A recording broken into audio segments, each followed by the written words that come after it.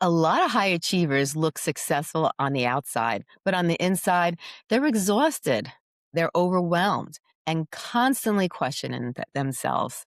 If we think about it, what is the real question? And so the real question is, why does success feel this hard? Now, today we're going to be talking about something that so many people experience but don't fully understand: stress at work, burnout, conflict, and feeling like you're never doing enough. Because for a lot of people, it's not just about the job, it goes deeper than that. I'm joined today by Susan Winchester, a former chief HR officer for the Fortune 150 and the Fortune 500 companies, executive coach, and best-selling author of Healing at Work. She's spent decades helping leaders and professionals understand how their past experiences and shapes how they show up at work today. And today, we're breaking down what really is going on and how to change it. Susan, welcome to the show. I am so excited to have you on the show today. It's a pleasure. Well, Stacey, it's an honor. As I shared with you, I watched several of your podcasts beforehand, and I'm really looking forward to this conversation and agree that a lot of us experience the workplace as a great place, a source of stress. It definitely is. So, I want to just start here.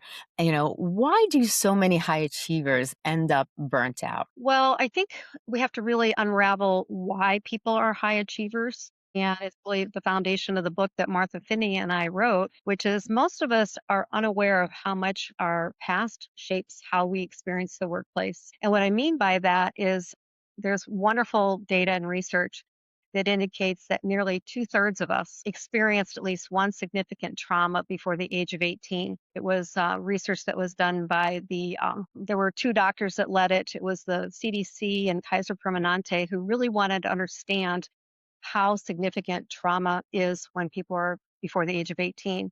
And it was two-thirds of the people that they interviewed. And they've duplicated the study many different times. And, if you think about your past, I certainly can easily tap into mine.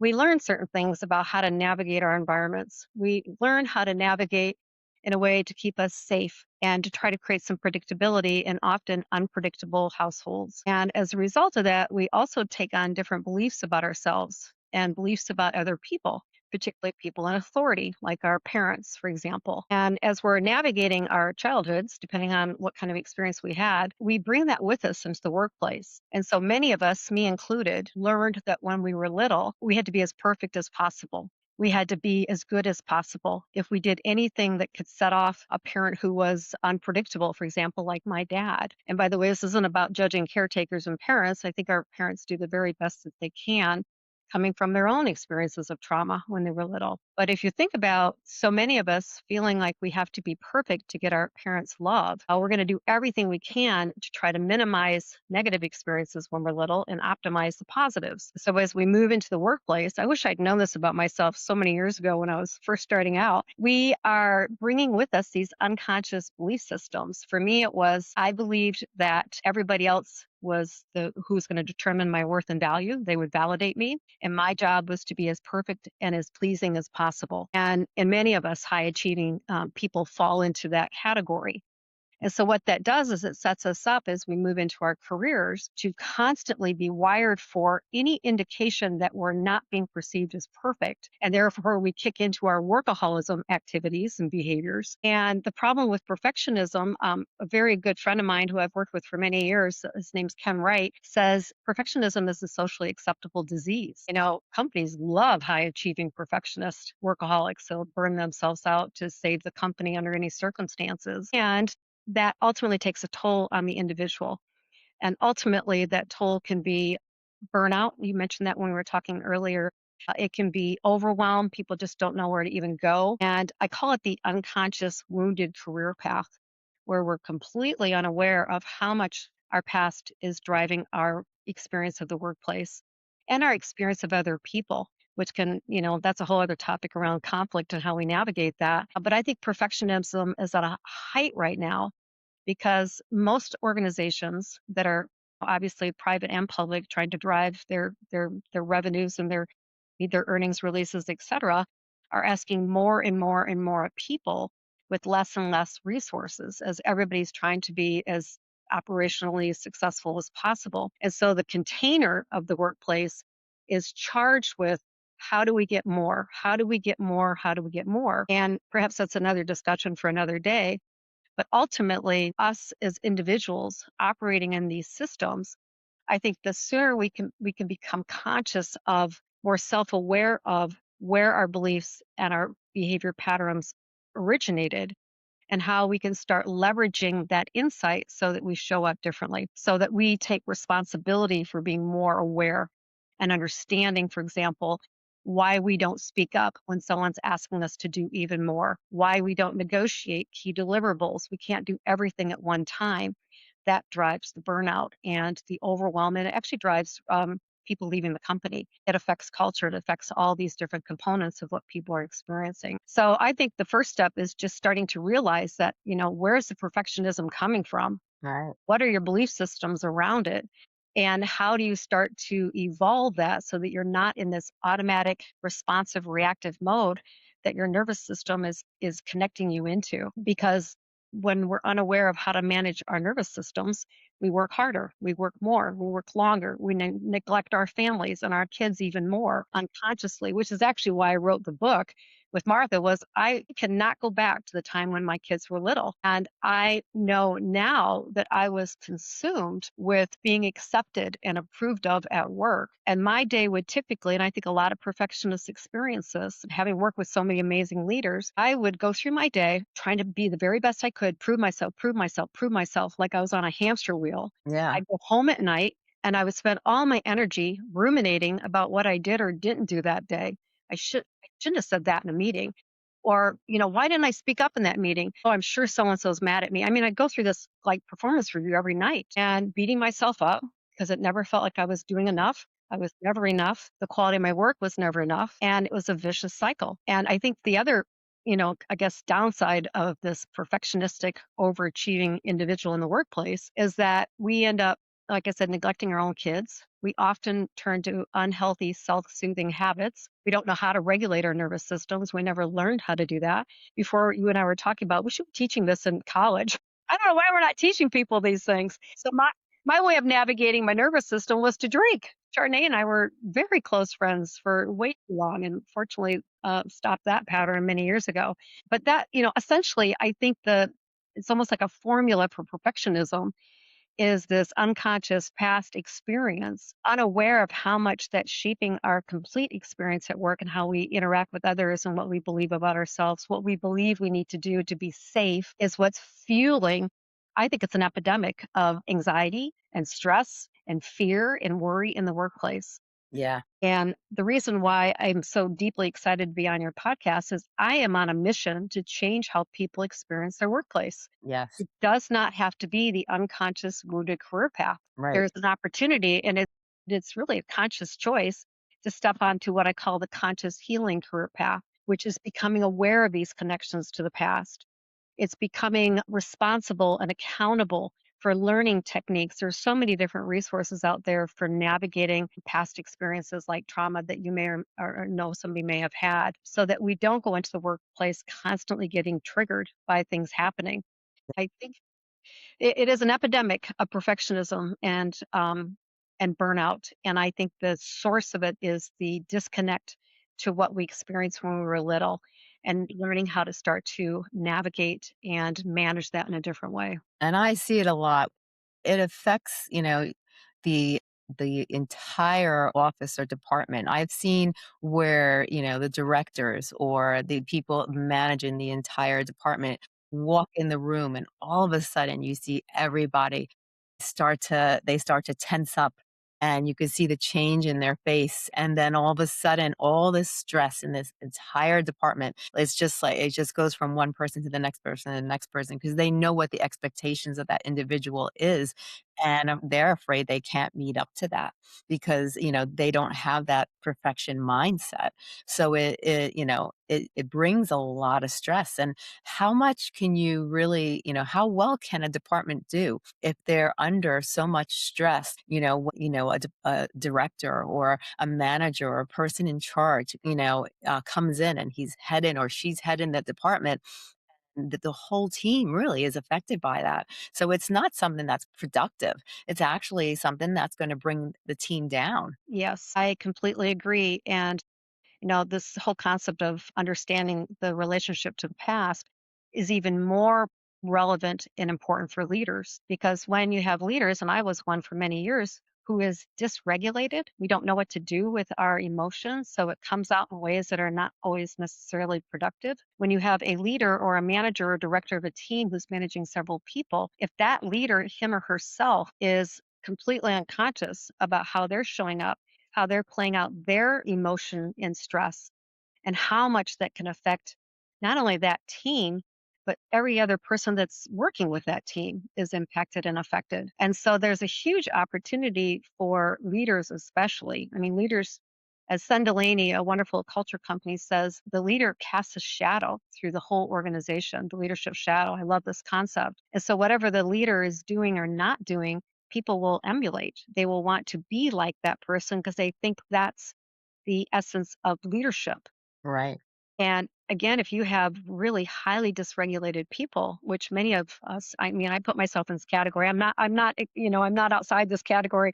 I've been doing a lot of work on this, but I'm certainly still on the journey. When we're unaware of how our anger or our worry that someone's going to perceive us and it's going to impact our image, all these little, it's like little bullets out there in the workforce it's just creating this combustion that is really unproductive. And for me, going back to the whole purpose of business is we want to be successful. Yes. If you have people that are stuck in ruminating, worry, stress, drinking, gambling, social media, whatever it is they're doing after work, ruminating about what happened that day, not being productive in solving the problems. The other piece I was going to mention here, because I think it's really relevant, is I think there's also a tendency for us, again, me as much as anybody else, where something's happening with a leader who's dysregulated, and we go immediately into blame and judgment. Yes. And we put ourselves in the role of victim. And that's not an effective place to be either.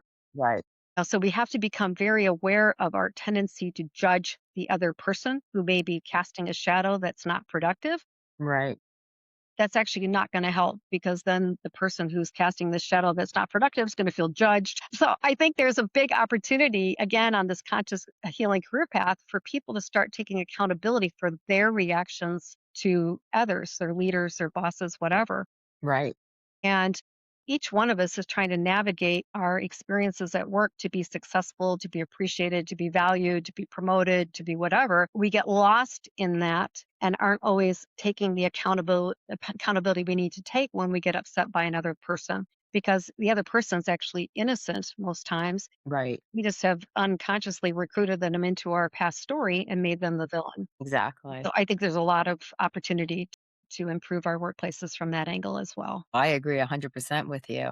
Now, this is something that a lot of people struggle with perfectionism. Why does it show up so strongly in high performers? Well, again, I think that the perfectionism shows up highly in top performers because it's a paradigm that we learned to manage our environments when we were little in scary situations. To expand on it a little bit, just to give people more context, my dad, who had many wonderful qualities, but he had some of his own issues with unpredictable rage, and he could be very scary. He was a very big man and simple things would set him off. Like I remember slamming the screen door one time running out to play during summertime, and he just exploded. And of course, when you're a small child, you have this big energy that feels overwhelming, that feels almost life threatening because you don't know. I mean, my dad never threatened my life, but at that time, my little me thought that I was being threatened. I was being cornered by this very angry, charging man.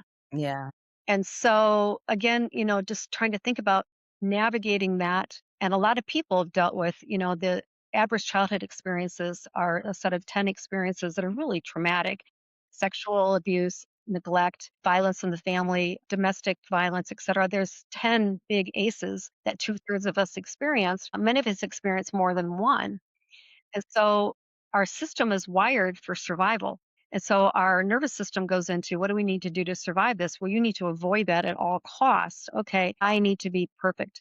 I need to be the overachiever. I need to be the one who helps navigate the dynamics in my family system, even though I was a little girl. Right. And having done this work, Healing at Work was published in 2021. I've done keynotes all over the world, and cannot even tell you how many people this resonates with. And so I think what's fueling that the high achiever is the high achiever that goes into the perfectionism, the realm of perfectionism, which nobody is perfect. We all have pluses and minuses. We all have good days and bad days. But when we're striving for something that is impossible to achieve, I think it puts more pressure on us. There's the whole competitive dynamic in the workplace of who's going to get the next promotion, who's going to get more money, do I need to leave because I'm never going to be valued? All these things are playing out in this complex puzzle of the workplace. And again, there's a path forward. It doesn't have to be like that. We don't have to be victims of our circumstance. We can become leaders of ourselves and stop blaming whoever it is that's dysregulated, but take accountability first that we have to do our own work. We can't constantly be focused on blaming the boss or, some other colleague who's being a jerk in our view, who just may be demonstrating different behaviors than perfectionism and overachieving. Another really popular personality besides the overachiever perfectionist is the bully. If you think about it, this is probably nothing original, but your system's wired for fight, flight, and freeze. And then they've added in please. And so if you think about the different personalities that play out at work, you get the pleaser, right? So that's part of the formula. You Yeah. get the bully, that's the fight. So what do? I'm going to fight. I'm going to keep people away from me to stay safe. And then you get people who freeze. I have worked with so many people who stay quiet. They try to stay off the radar. They try to hide. One person I worked with said to me, Susan, I've been here 30 years. I've never spoken first until spoken to. Talk about hiding. So the fight, flight, freeze mechanisms are at play all the time at work. We just aren't thinking about that. Right. Again, the work that you're doing, which I love, is bringing a state of consciousness and awareness to these dynamics so that we don't have to experience ourselves, the state that we've just been describing, or others as the villain or whoever it is that we're saying is the bad guy or bad gal. And so I think perfectionism is it's like a fire. It It just is. it's lit when we're little. It gets bigger and bigger and bigger as we want more things in our careers and our lives for our families. But ultimately, you can hugely backfire your career based on burnout is significant. People having health related issues because they're so stressed. Yeah. It's Yeah. so true. Now, how does perfectionism actually hold people back? Well, I think perfectionism is an unrealistic goal Uh-huh. because we're all human. And like I said, we all have pluses and minuses to who we are.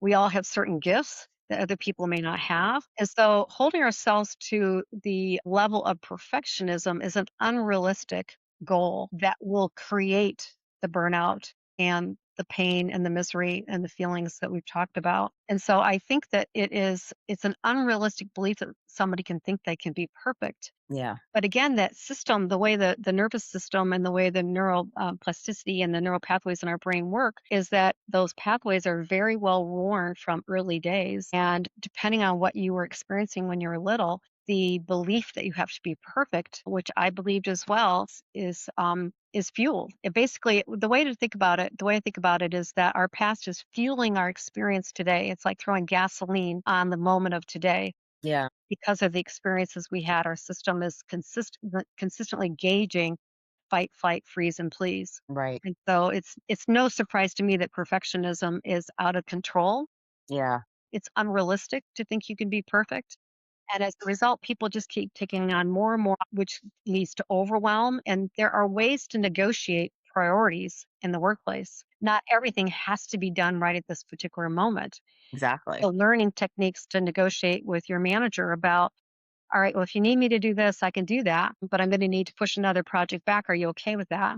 And if you're not okay with that, are you willing to give me some more resources or time to get this other thing done? And so it becomes a negotiation versus just assuming you have to do every single thing you're being asked. Right. Exactly. I always felt like perfectionism shouldn't even be in the dictionary. It shouldn't even be a word that exists Yep. because there is no such thing. I think when you're like a child and, you have a parent that, says, "That's not good enough. Do it over again. Do it over again. Do it over again," or "That's not good enough."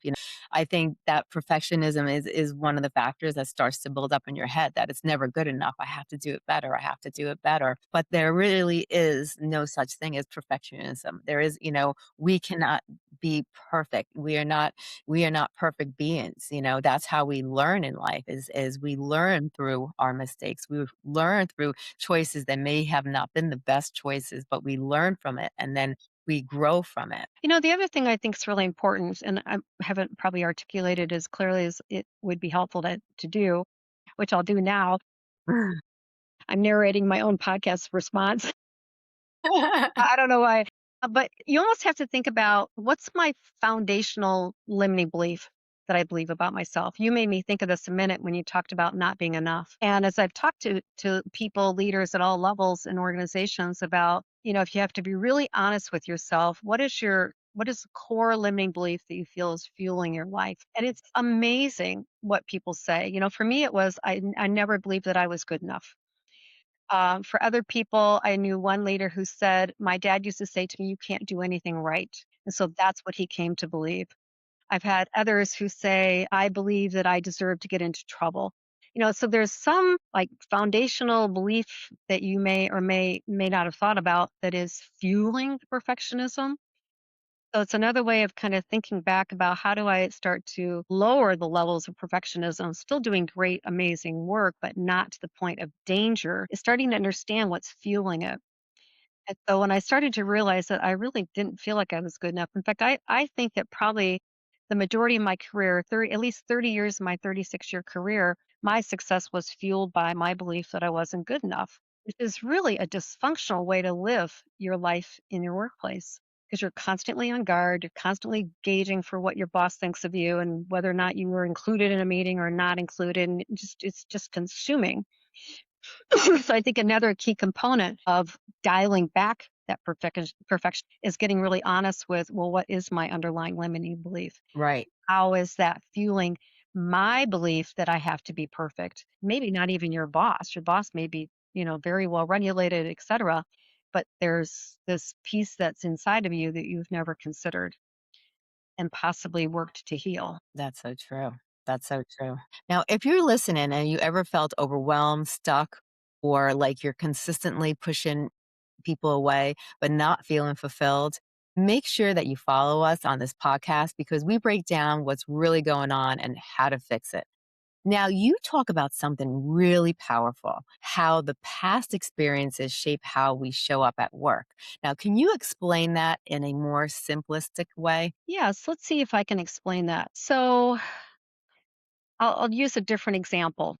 So I have worked with lots of very talented, amazing people throughout all those years. And I have worked, this goes back many, many years ago, many companies ago.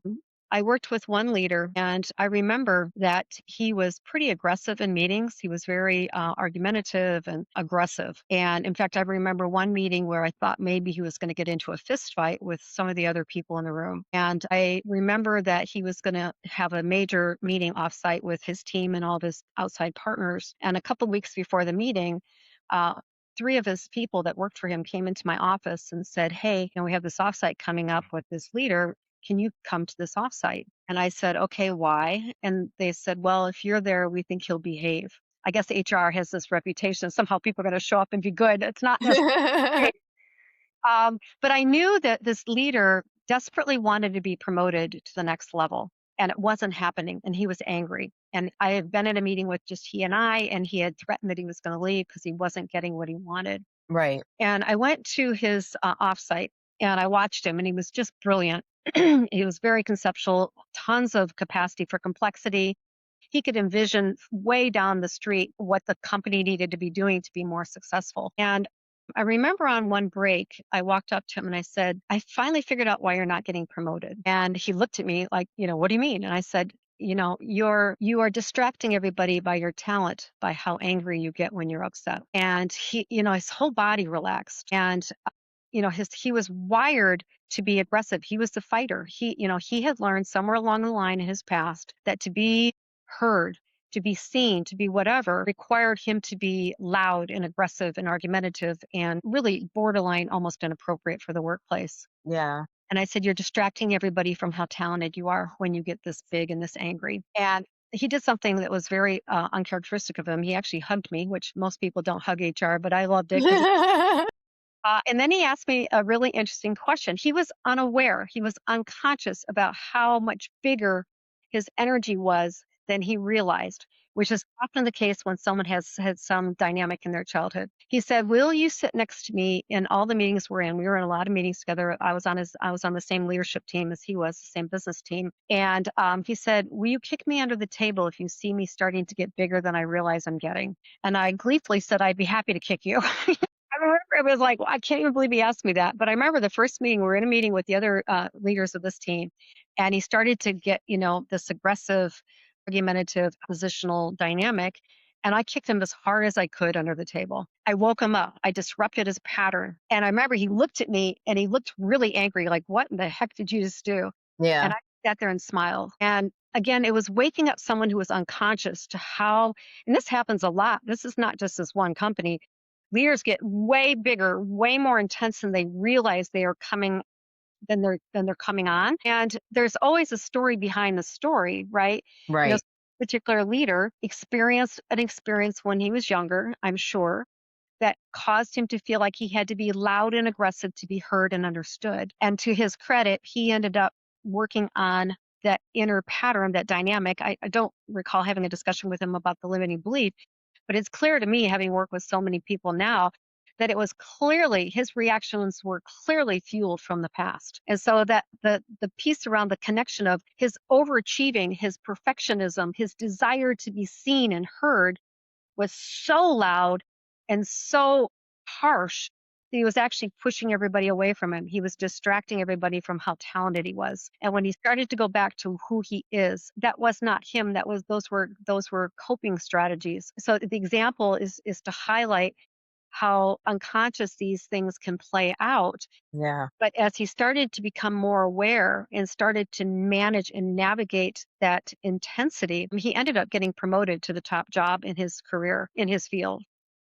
And, but there are millions of these stories of perfectionist, high achieving people who want success. If they perceive their image is going to be impacted because they're not successful, they go into high alert. And that's when you start to see these fight, flight, freeze behaviors that we talked about earlier. And so that, to me, that's the connection to the past, is understanding. I don't sit and analyze anybody's past. It's not what I've ever done, when I was working in the corporate. It's more of helping people understand, is it possible first of all, I always ask, what did you feel when you got so angry? And they'll usually tell me whatever feeling. I felt disrespected. I felt unheard. I felt unimportant, whatever. Have you experienced that in the past? And of course, they always can come up with some examples. And all I say, is it possible that some of those past experience may be fueling, like fire or fuel on a fire, how you're experiencing this moment today? And they'll usually say, I never thought about that. So it's starting to help people become aware. It's that conscious self awareness and self regulation, which I think Yeah. the most important leadership requirements of the future, and that I think are important as we think about success in organizations going forward. Right. So you think people don't realize this is happening because it was something, in their childhood maybe that was dynamic, that impacted their behavior, and it became so normalized because they consistently did it throughout that they just don't even realize. They just think it's just a normal part of behavior because it's consistently done over and over and over again. And they don't even recognize that other Completely, people in their environment aren't doing it. They just, it's normal in their environment. completely, completely, completely. Yes, it's that unconscious past Mhm. that is influencing everything that's happening to them at work. And sometimes people aren't always open to taking on that accountability. That Right. your reaction belongs to you, not the other person. Yeah. But when people can start to understand how much their neural pathways have this well-run road, the highways on cement, Yeah. how they need to behave when they feel threatened. Right.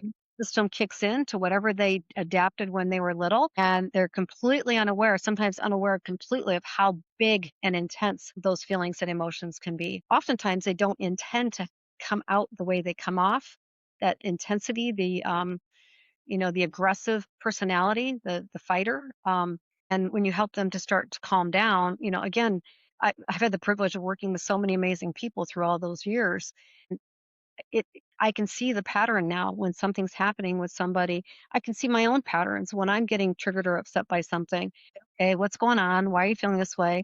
Here's some practices you can do to help regulate yourself and, and take responsibility rather than staying that victim, which is not a great place to be. Definitely not. Now, No. you use the term bumper car moments. Like, Uh, what does that actually mean? yes, I have to show you the picture of my book. I've got bumper cars on the front of the book. I love that. The bumper car moment is the concept is simply a way of describing workplace conflict. And actually, Martha and I, when we were writing the book, we both had the same idea independently, which we laughed about. That workplace conflict is like when you're riding the bumper car at the fair, you're going along, you're having fun, you're laughing, it's sunny out, and somebody taps into you, you're like, ha ha, that was funny. And then all of a sudden someone slams you from behind and surprises you, and your whole body is jarred, and you're mad that they hit you so hard. That's what workplace conflict feels like. A bumper car moment can happen when we do something that maybe triggers somebody else. They get really mad. A bumper car moment when someone can do something that triggers us. They didn't include us in a meeting or they interrupted me in a meeting. I felt small. Bumper car moments, it doesn't, it just takes one person to believe that there's been a crash, an emotional crash. And so the bumper car moment is a fun, I guess it's kind of a fun way to describe what can be really serious crashes that happen at work. And the concept is that, in what I believe strongly, is that when we are, whatever word you want to use, I use triggered when I'm upset. People use activated or angry. When you are feeling that way, for me, it always felt like an elephant was sitting on my chest. Yeah, Where something happened and I was in the middle of a bumper car crash, my whole body would become frightened. I'd go into fear that I had done something wrong right, or that somebody was angry at me or that I wasn't good enough. And for me, those moments used to be debilitating. That's when I go home and drink. And I'm very happy to be sober now, 22 years. I'm finding other positive self regulating behaviors. But the whole point of understanding the bumper car crash is that it's that moment when we feel triggered and activated by, let's say it's a boss, somebody, I've got a boss, let's just say, who is overly demanding, is very critical, whatever, and I get really triggered by it because I don't feel like I'm enough. That's sort of how the sequence works.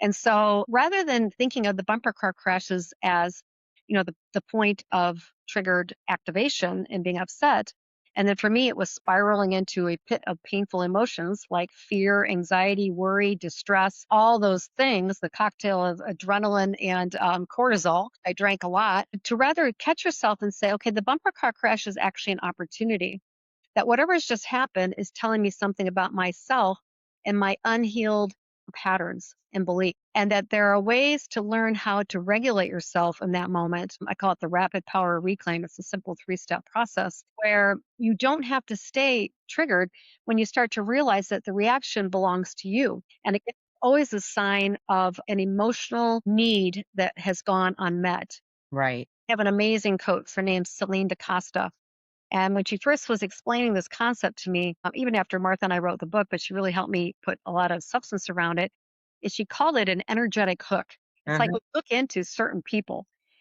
For me, I was very good at hooking into angry authority figures because but I kept hooking into these people, hoping I would get resolution of these unresolved needs that I had when I was little. I never got I just didn't get what I was hoping I would get from my dad. Yeah, And I mean, I have so many examples. Actually, I've got a great TEDx talk. It's 9 minutes long called Tackling Perfectionism. I share a story of one of my early bosses, really literally practically out of graduate school, of how she was basically my angry dad, only in the form of an angry woman. right, Had an explosive reaction to something that I did, which was debilitating. I left crying and blaming myself because I thought I created it. right, Bumper car moments, actually the opportunity to say, oh my gosh, I got so upset about this. What do I need to learn about myself from this? How do I resolve this issue without continuing to hook into all these other people and continue to be upset at work? And that's a very consistent pattern that people are playing out at work, constantly hooking into the people that most upset them, blaming the person, judging the person, and then not taking any accountability and responsibility for their reaction to that person as an indication that there's unhealed trauma here and there needs to be work either with therapy, self-help, coaches, whatever it might be to help clear that so that you don't continue to keep hooking into the personality that upset you the most when you were little. Right.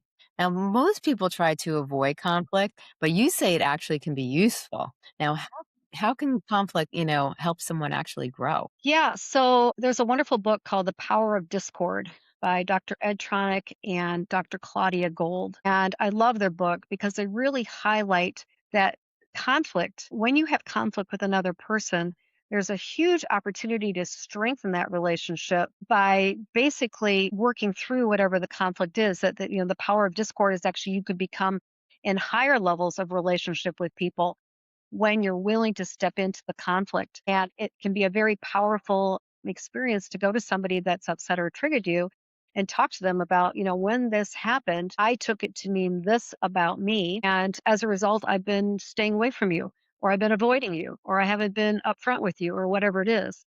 That there are techniques that can be taught to help people use those moments of, the triggering event to learn about themselves. They can do that on their own, or they can do it in relationship with another person, which takes some courage, but is very teachable. And, so the growth comes through first acknowledging that you just had a bumper car moment. Secondly, realizing that I'm responsible for when I'm activated in a bumper car moment. What do I need to do to resolve this? And then thirdly, the opportunity to strengthen the relationship with another person by coming together and talking about what happened and finding ways to resolve it so you actually enhance the relationship, which is exactly what their book talks about. I like that a lot. Yeah. Now, let's make this practical. If someone is listening right now and they feel overwhelmed or they feel stuck or they feel burnt out, what's the first step they should take? Yeah. The first step that I think really helps is to, first of all, Martha and I talk about this in the book. We have a phrase to ask yourself, which is, am I sure? Because a lot of times we are interpreting something that's just happened that's caused us to be upset or to be overwhelmed or to be working too long. And we haven't really asked ourselves, am I sure my boss is mad at me because I am not performing at the level he or she thinks I should be? Because a lot of times, and even, I know my boss is mad at me. He looked at me funny in a meeting or he ignored me or he didn't talk to me. Am I sure? Maybe he or she is just having a bad day. Maybe they're distracted and focused on something else. It's a little bit of a filter to say, okay, wait a minute. Before I dive into my own spiral into those painful suffering moments, I'm going to do a quick check on, am I sure? And could it be this? Could it be that? Martha likes to ask the question, what's the most compassionate thing I can do right now Yeah, in this moment? So that's one thing is, am I sure? I think another thing that we can do is we can really focus on starting to track our patterns around bumper car moments. So it's a simple exercise is just start paying attention to what are the kinds of things that upset you at work. And look for patterns like, oh, I get really upset when I'm not included in a meeting. I feel left out. There could be some triggering response related to that that needs some work. Just starting to become a scientist of yourself, I think, is useful. I think the other thing, and this is a really simple practice, but I think it's powerful, is most of us high achieving perfectionists are extremely hard on ourselves. We are beating ourselves up. We are dealing with all these painful experiences and emotions, and often using these unhealthy habits. Is to really spend a little bit of time thinking about, for the next 5 days, what can I do where I can actually be compassionate with myself? right. These are simple practices. There's a lot more in the book. We don't have time really today to get into the rapid power reclaim, but it's a really powerful way of managing and navigating bumper car moments. But those are three simple things that can be very powerful. Because the piece about tracking your bumper car moments is just to start to pay attention to, well, what are some of my limiting beliefs? What are some of my resulting patterns? How does my nervous system react when I'm upset at work? Is it fight? Is it flight? Is it freeze? Or is it please? Exactly. And I think that's a major shift for all of us humans out there trying to have a more joyful experience, particularly at work, which we don't often think about. But the lessons to be learned from the bumper car crashes can be significant when we start to be more open about what's my part in this and how do I learn how to navigate this in a different way so that I'm not constantly getting upset and triggered by other people. Oh, I love that because we so easily get triggered by other people. And I know for myself, being a sensitive person, when someone says something or does something, and especially if it feels like an act of disrespect or an act of betrayal, it sticks with me. And people say, well, just let go. I hear this from men. I love how I always hear it from men. But they're just like, why are you dwelling on it? Why are you talking about it so much? Why don't you just like, move on? It's done already. And I'm like, okay. And I've gotten this from a lot of men. So I think it's just built in their DNA, and the way their brain thinks, maybe because they use more, what was it, the left part of the brain or the right part of the brain, I believe it is. They're more generally, I don't like to stereotype, but analytical. So left brain is the analytical and the Okay. emotional intuitive is the right brain. Yep. Yeah. And then for me, it's more of the emotional, and I tend to hang on more and talk about it more. And I think my husband just wants to put earplugs in sometimes, but so Well, the other thing that was a very powerful lesson in one of my coaching sessions with Celine, well, two things, and I've talked about this before, but one was taking ownership and accountability for my own addiction to anxiety. Mhm. I loved anxiety. I didn't realize I was, and when she first said it, I'm like, I'm not addicted to anxiety. And the more I thought about it, the more I thought, well, actually, I am. First thing is taking accountability for that. The other thing that she shared that I'll share because I think it's so powerful is that those people that are upsetting us at work, what you were just describing, the way Celine describes them is they are simply an innocent avatar representing a personality from your past Right, who was the maybe originator of some of the emotional responses you have to that personality.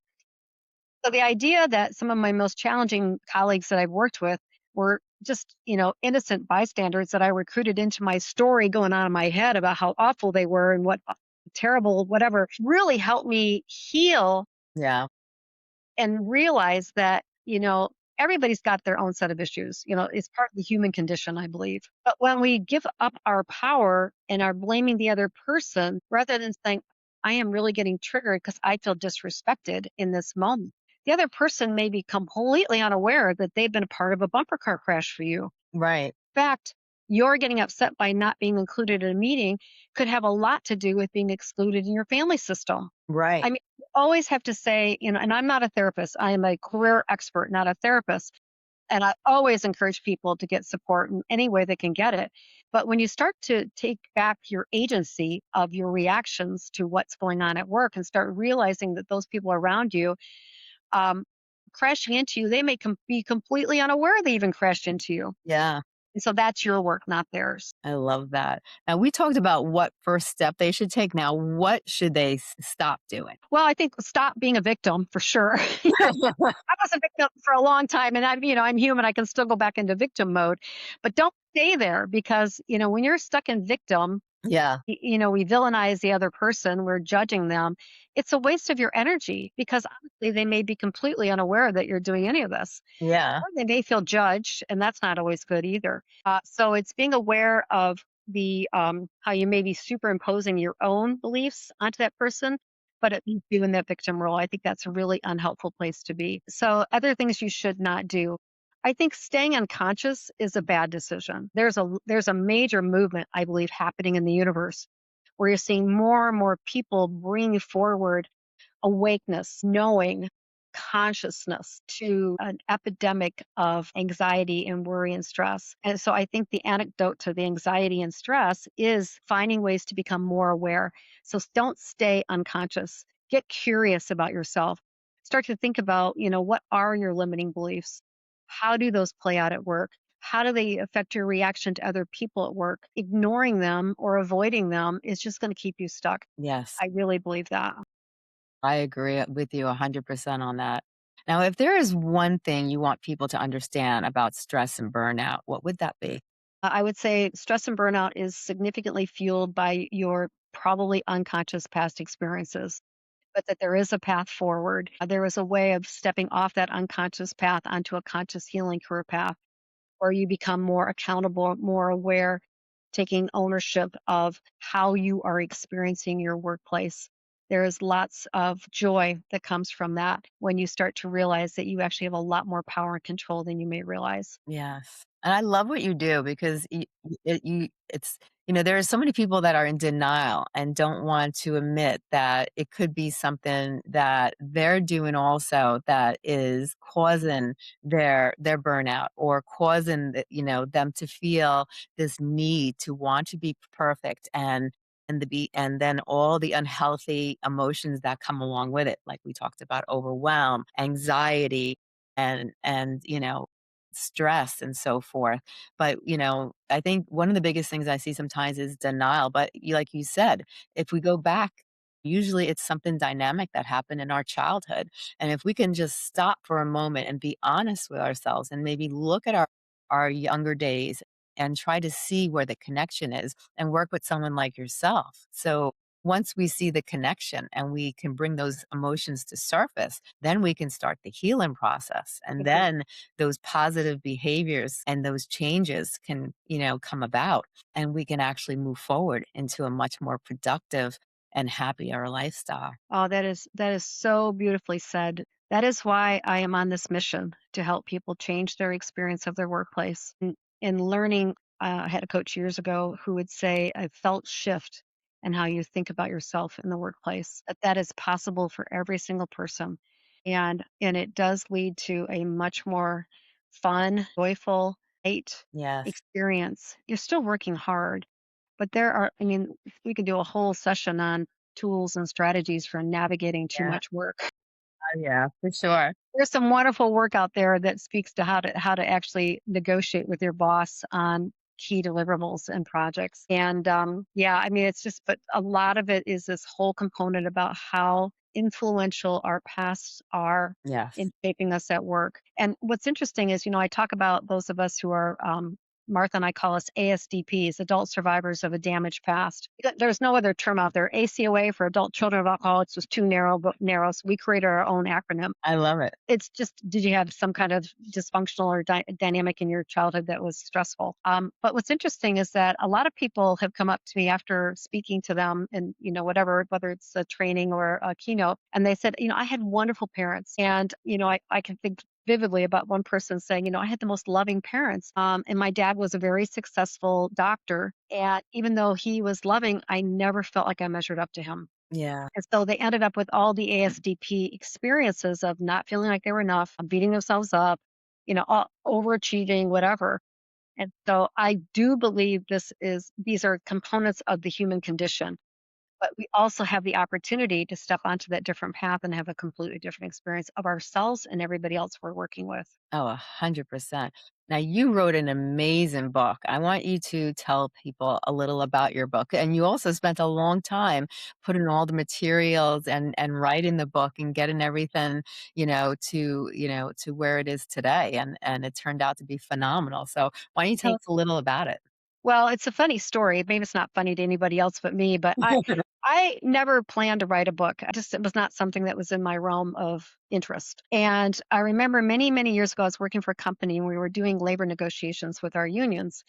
And we had a lot of downtime in the hotels. And so I just started writing down stories from my past, challenging, difficult, painful stories. And I didn't know why. I just had this feeling that I should be writing something, particularly the story of the night my sister died, which was a pretty dramatic event. So, I just over time, that was back in 2004. I just every now and then I'd sit down and I'd write another story, and I didn't really have a purpose. I didn't really know where I was going. And then I got asked to speak to one of our teams, one of the companies I work for, a Singapore team, and they wanted me to talk about my career. And I thought, well, that sounds really boring. Hear about Susan's career? No, thank you. And so I had a mentor at the time. She's wonderful. She's passed on since. Who I was talking to her about all these stories I'd written down, and I had this realization that some of the worst moments in my life, professionally and personally, were yeah. actually some of the biggest gifts. Yeah. And she said, "Well, that's what you should talk about with the team in Singapore." And so I did. And, I called it the good, the bad, and the ugly. My highlight point was some of the most challenging, painful experiences of my life were some of the most important in my life. Right. And I remember being sort of surprised by you could hear a pin drop in the room. I was really surprised by that. And so I came back and I decided to finish my manuscript, which started in 2004 and ended in 2017. So it was a long journey. It was written over many years. I'm not a writer. I wrote it, but I'm not a writer. And I didn't really know what to do with it. And coincidentally, Martha Finney, who became my co-author, I'd written a chapter for a book she'd done, an HR book years before, and she asked me what I was up to, and I told her, and she said, "Send me the manuscript." And I said, "Okay, I'll pay you," because I knew it wasn't great. She said, "No, no, just send it to me." And the next morning, it was a Sunday morning. She was living in Santa Fe at the time, and she would get up at 3 in the morning. That's when she liked to work back then. And she wrote me this email, and she said, "I want you to know I've spent the last 3 months at an Airbnb in Florida processing my violent childhood. And I feel like God has been preparing me to work with you." I get chills every time I say it. And he said, "I'm looking forward to reading it." So she read the manuscript that day and she came back to me that night and she said, "All I want to know is how do you go from that childhood to that successful corporate career? And are you open to a few changes?" And then she and I worked for another 2.5 years because COVID happened.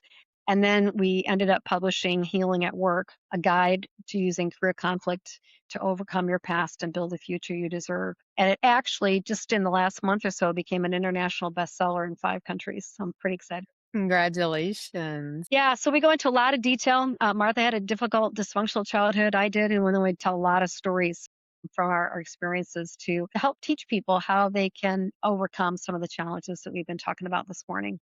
I love that. I Thank love you. that.